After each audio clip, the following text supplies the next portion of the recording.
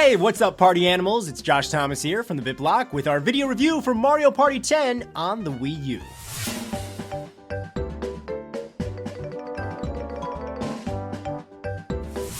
So Mario Party 9 on the Wii introduced a brand new gameplay mechanic where instead of every player exploring a board by themselves and making their own decisions, everyone was tied to a single vehicle and moved around as a team of characters. Now, despite most critics and fans not really liking that idea, it's back once again in Mario Party 10. Which, isn't good. You see, the whole vehicle concept fails because it takes away each player's individuality while also removing a whole lot of strategy in the gameplay. The game boards of Mario Party 10 are completely linear. This means that you have a start, you and your friends keep on rolling the die, and eventually you end up at the board's finish line. You no longer play for a set number of turns, which is unfortunate. The goal is to collect the most mini-stars by simply passing stargates on the board or winning in minigames. Along the way, well, not a whole lot really happens of any interest on these boards. You'll run into a couple boss battle minigames and one or two little event interactions, but overall, it's just really not that fun to play on such vapid linear game boards. Now, each one does play a little bit differently, and they do kind of have their own gimmick, but it's really nothing worth noting. At times, myself and friends just kind of felt like we were all working towards moving the stupid vehicle along so we could just end the game already. Thankfully, however, the minigames in Mario Party 10 are fun. They offer a really nice variety of games that use both buttons and motion controls, as well as pointing the Wii Remote at the television screen. Balance Brawl Ball has players tilting the Wii Remote around to guide their giant ball across these switches on the wooden game board. You can get in each other's way here, so it's kind of frantic. Fruit of Doom is all about collecting the most delicious fruit as it washes down this pretty looking waterfall. You have to run away from the spiky sea urchins though, because bumping into them will make you lose half of your fruit hoard, which is never a good thing. Magma Meltdown is all about survival as you walk across platforms that keep sinking into the boiling hot lava below you. This one can get pretty intense when you play with a lot of good players.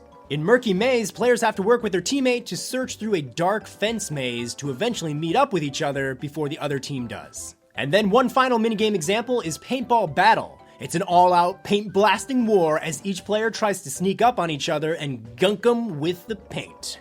This one's pretty cool. I like gunking things with paint. So yeah, I mean, in short, the boring linear game boards and vehicle-style gameplay are not fun, but the minigames, for the most part, are fun. So I'm kinda torn here.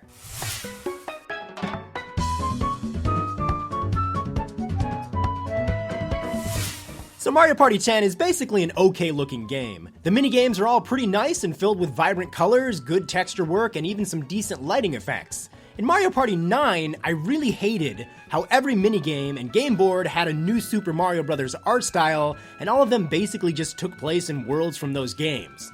Now here in Mario Party 10, you still do see some new Super Mario Bros. Environments, but they have added a lot more originality in the minigames as well, and it's not just all themed to that series. Which is a really good thing, because New Super Mario Bros., in my opinion, is probably one of the most ugly styles Nintendo has ever worked with. The game boards themselves are nothing really all that special to look at. In fact, they definitely look kinda dated. The ground textures are very basic, and they're really kinda massively lacking detail. They just don't look like interesting, convincing places you would want to explore. I would absolutely argue that the GameCube and the Wii had boards that looked much more interesting than these. And finally, I do want to mention the characters themselves. They all look really nice, and a lot of their animations are pretty darn charming. So basically, we've got some nice looking minigames, bland, kind of dated looking game boards, and some pretty nice looking character models and animation.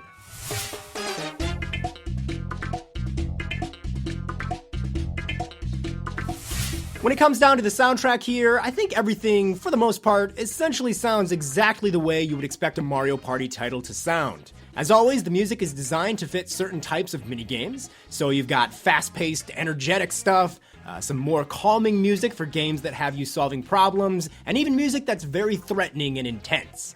Nothing really stands out here, but nothing sounds bad. It gets the job done, and quite honestly, I found myself whistling the theme song quite a bit recently. You can purchase music packs in the shop and listen to everything as much as you want to, though sadly I do want to point out you can no longer buy the character voices like you could in previous entries of the series, which is maybe a little bit of a bummer.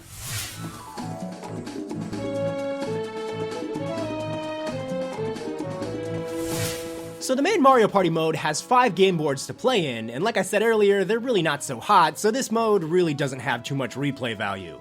Now Bowser Party is a brand new mode where one player will get in touch with their fiery evil side and play the role of Bowser himself. Your job is to catch up to the team of good guys and force them to play against you in a special devilish gamepad minigame. When they take damage from Bowser, their hearts will wear down, and if they lose them all, well, they'll be out. If the team makes it to the finish line, they will defeat Bowser, but if Bowser takes them all out, he wins. This mode is pretty cool. I love the concept, but in all honesty, it's not really fleshed out enough. For starters, you can only play this mode in 3 of the game boards, and there are only 10 Bowser minigames, so it gets kind of old fast. There also needed to be a lot more ways for Bowser to mess with the other players on the boards, and vice versa. You can try and trick the other players to head down dangerous pathways by looking at the gamepad screen, but after doing this so many times, it really does start to lose its appeal. The third and final mode here is Amiibo Party. In this mode, you'll be able to use your Amiibo figures to unlock special themed mini boards. Each character loads different gimmicks onto the map. So Toad's gimmick, for example, is that you can change how much it costs to buy a star. Mario's gives you the chance to smash your opponents and get coins from them with a Mega Mushroom. Mixing and matching up to 4 sections of the board with different characters is pretty fun. It's a great idea. Honestly, I really think this is the best use of Amiibo in any game so far. Amiibo Party's rules are a lot like classic Mario Party, where everybody moves separately, you collect coins, and you chase after stars on the game board.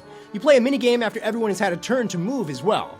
You can also assign tokens to your Amiibo as you play that act as various power-ups, which is pretty cool. There are some pitfalls in this mode though. For one thing, each player has to constantly tap the gamepad to scan their Amiibo when it's their turn. It can get a little bit annoying for some people, especially if you're not all playing near each other. And obviously the game boards themselves, as you can see, are pretty simple and they really don't have much personality to them. There are some additional things you can buy in the game shop, like vehicles, music, character models to take photos of, and so on, but honestly, there's really not a whole lot to buy here. There's also a coin and a minigame tournament mode, but they're super basic and they just kinda end up feeling meh. Unfortunately, there are no fun bonus modes to play the minigames in either. So the replay value here is, well, definitely lacking.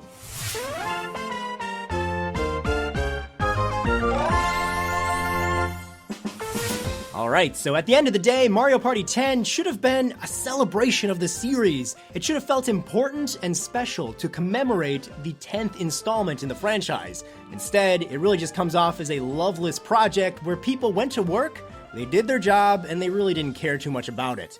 There are definitely some terrific ideas here on paper. I mean, a mode where one player terrorizes the others as Bowser, and another one where you get to use your Amiibo figures to customize themed game boards.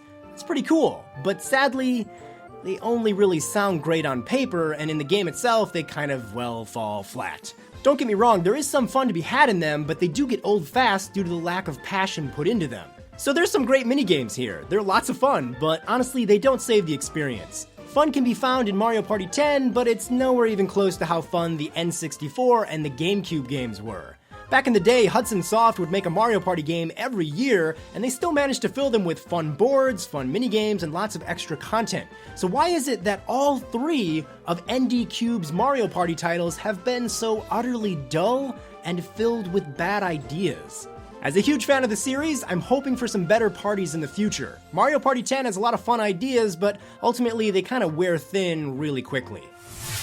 Hey, thanks for watching this video from TheBitBlock. If you want to stay up to date with some of the most original, crazy Nintendo coverage on the internet, be sure to click right here to subscribe.